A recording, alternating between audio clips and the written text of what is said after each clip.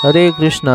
कृष्ण भक्ति AP channel में आपका हार्दिक स्वागत है। आज हम जानेंगे श्रीमद् भगवद गीता के बारे में। भगवद गीता क्या है, भगवद गीता क्यों हमें पढ़नी चाहिए, भगवद गीता में कौन कौन से विषयों के बारे में भगवान ने निरूपण किया हुआ है।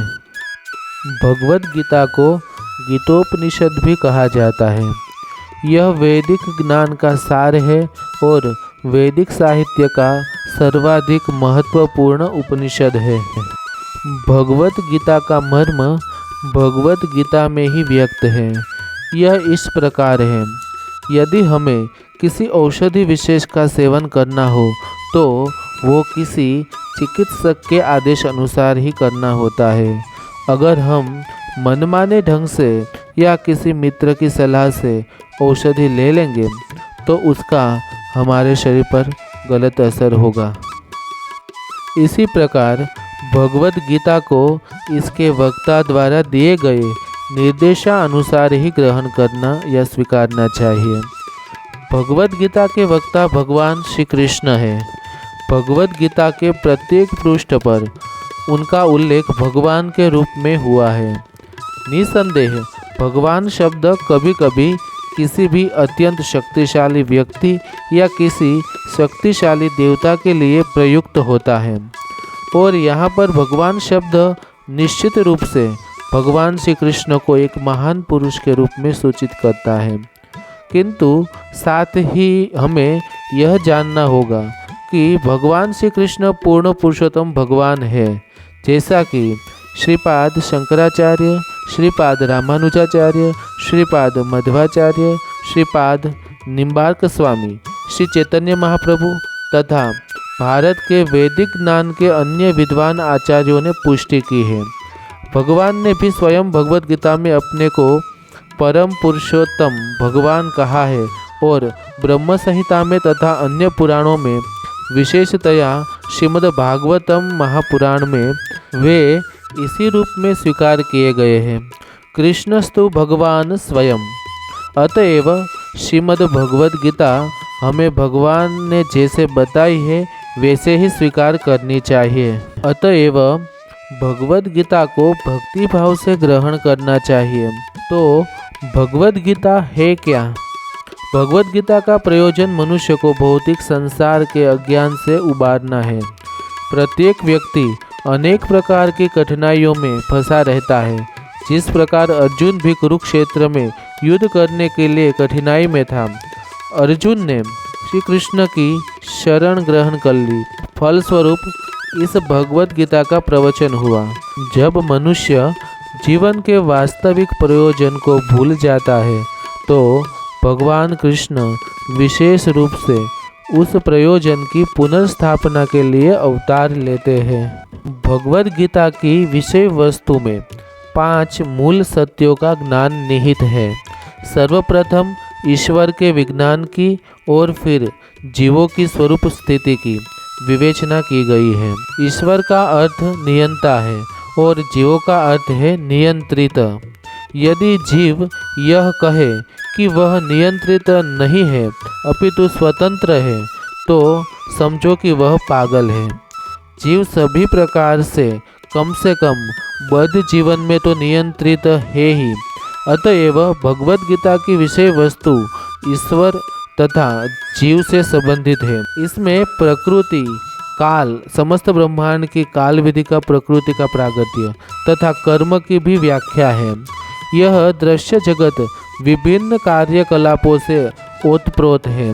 सारे जीव भिन्न भिन्न कार्यों में लगे हुए हैं। भगवद गीता से हमें अवश्य सीखना चाहिए कि ईश्वर क्या है, जीव क्या है, प्रकृति क्या है, दृश्य जगत क्या है, यह काल द्वारा किस प्रकार नियंत्रित किया जाता है। ईश्वर, जीव, प्रकृति, काल तथा कर्म, इन सब की व्याख्या भगवद गीता में हुई है। ईश्वर अर्थात परम ईश्वर परम चेतना स्वरूप है। जीव भी ईश्वर का अंश होने के कारण चेतन है। जीव तथा भौतिक प्रकृति दोनों को प्रकृति बताया गया है, अर्थात वे परमेश्वर की शक्ति है।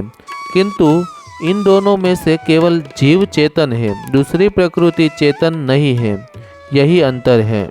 अतएव भगवद गीता में हम पाएंगे कि भगवान ही पूर्ण है, जिनमें परम नियंता, नियंत्रित जीव, दृश्य जगत, शाश्वत काल तथा कर्म सन्निहित है।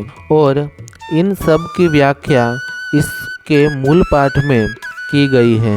सारी अभिव्यक्तियाँ उनकी विभिन्न शक्तियों के फल स्वरूप है, वे ही पूर्ण है। इस संसार में मनुष्य बिल्लियों तथा कुत्तों के समान लड़ने के लिए नहीं है। मनुष्यों को मनुष्य जीवन की महत्ता समझकर सामान्य पशुओं की भांति आचरण करना बंद कर देना चाहिए।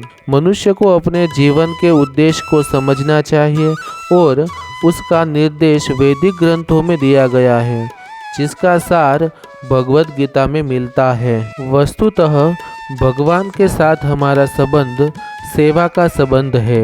परमेश्वर परम भोक्ता है और हम सारे जीव उनके सेवक हैं। सारांश यह है कि भगवद गीता दिव्य साहित्य है, जिसको ध्यान पूर्वक पढ़ना चाहिए। गीता शास्त्रमिदं पुण्यम य पठेत प्रयत पुमान।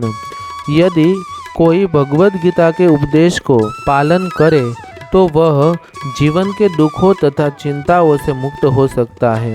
भय शोकादिवर्जित वह इस जीवन में सारे भय से मुक्त हो जाएगा और उसका अलग जीवन आध्यात्मिक होगा। गीता महात्म्य 1। गीताध्यायनशीलस्य प्राणायाम परस्य च नैव सन्ति हि पापानि पूर्वजन्म कृतानि च। अर्थात यदि कोई भगवद गीता को निष्ठा तथा गंभीरता के साथ पढ़ता है तो भगवान की कृपा से उसके सारे पूर्व दुष्ट कर्मों के फलों का उस पर कोई प्रभाव नहीं पड़ता। गीता महात्म्य 2। मल्लिने मोचनम पुंसा जल स्नानम दिने दिने सकृत गीतामृत स्नानम संसार मलनाशनम। अर्थात मनुष्य जल में स्नान करके नित्य अपने को स्वच्छ कर सकता है, लेकिन यदि कोई भगवद गीता रूपी पवित्र गंगा जल में एक बार भी स्नान कर ले तो वह भवसागर की मलिनता से सदा सदा के लिए मुक्त हो जाता है। गीता महात्म्य 3। गीता सुगीता कर्तव्या किमन्येह शास्त्र विस्तरेह या स्वयं पद्मनाभस्य मुख पद्माद्विनिसृता। अर्थात चूँकि भगवद गीता भगवान के मुख से निकली है, अतएव किसी अन्य वैदिक साहित्य पढ़ने की आवश्यकता नहीं रहती। उसे केवल भगवद गीता का ही ध्यान पूर्वक तथा मनोयोग से श्रवण तथा पठन करना चाहिए। वर्तमान युग में लोग सांसारिक कार्यों में इतने व्यस्त हैं कि उनके लिए समस्त वैदिक साहित्य का अध्ययन कर पाना संभव नहीं है, परंतु इसकी आवश्यकता भी नहीं है। केवल एक पुस्तक भगवद गीता ही पर्याप्त है, क्योंकि यह समस्त वैदिक ग्रंथों का सार है और इसका प्रवचन भगवान श्री कृष्ण ने किया है। गीता महात्म्य 4।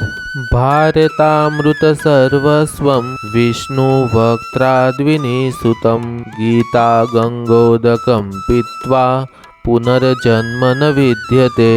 जो गंगा जल पीता है उसे मुक्ति मिलती है, अतएव उसके लिए क्या कहना जो भगवद गीता का अमृत पान करता है। भगवद गीता महाभारत का अमृत है और इसे भगवान श्री कृष्ण ने स्वयं सुनाया है।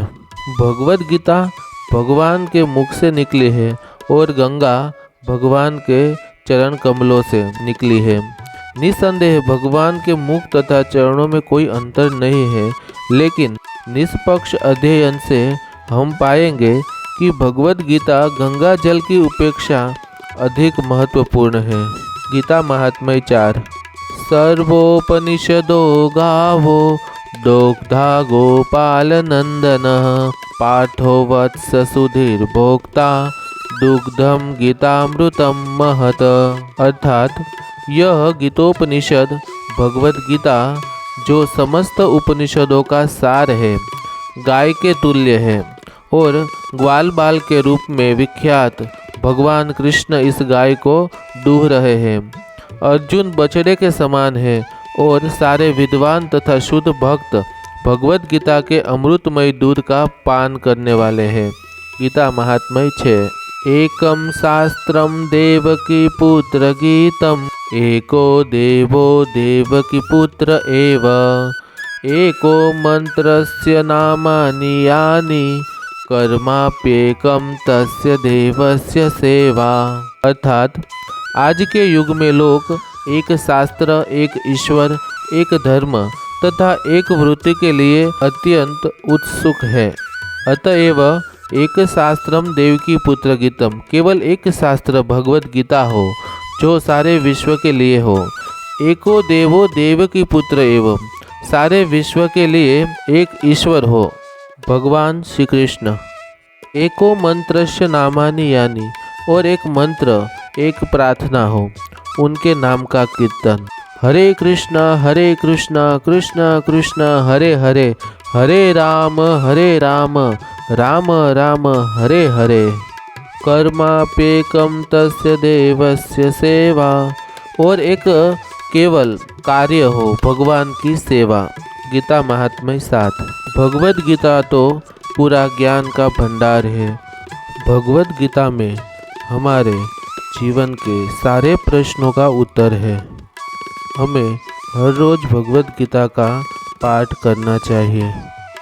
तो आज हमने भगवत गीता से थोड़ी जानकारी ली। ऐसी ही जानकारियों के लिए आप मेरे चैनल कृष्ण भक्ति एपी को लाइक कीजिए, शेयर कीजिए और सब्सक्राइब कीजिए।